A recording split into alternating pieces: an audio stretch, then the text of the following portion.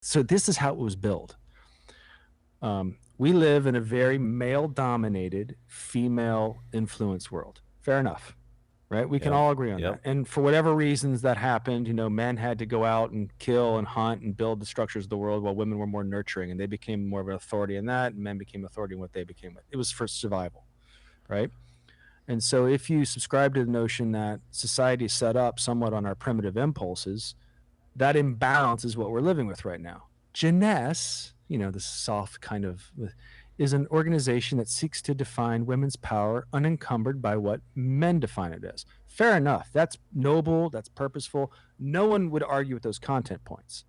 So you understand the indoctrination. You understand the hook. You understand why people would fall for these things, because nobody's thinking this guy's setting up Jeunesse just basically to get laid, right? No. And the people around him, which you ended up seeing in a lot of the documentaries, fortified this narrative every time someone like me would go, hold on a second.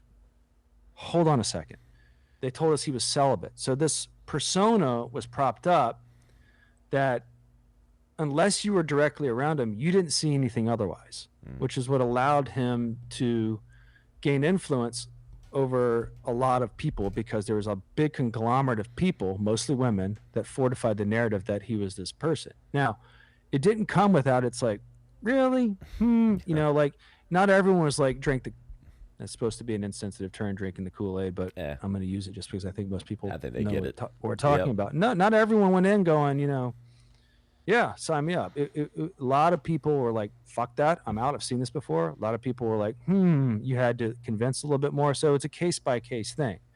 But ultimately, it was a case where he abused his power, got people around him to propagate a narrative about who he was.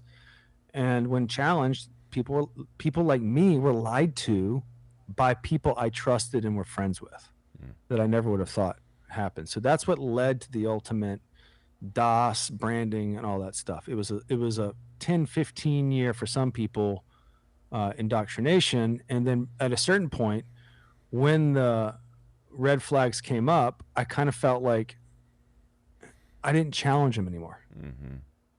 The organization had my trust and my loyalty until I saw with my own eyes that shit's not what you guys are saying. And then that's when I kind of went postal. Hey guys, thanks so much for watching the video. Don't forget to like, share, and subscribe. And of course, check out one of these other clips for all the latest tips and insights. We'll see you next time.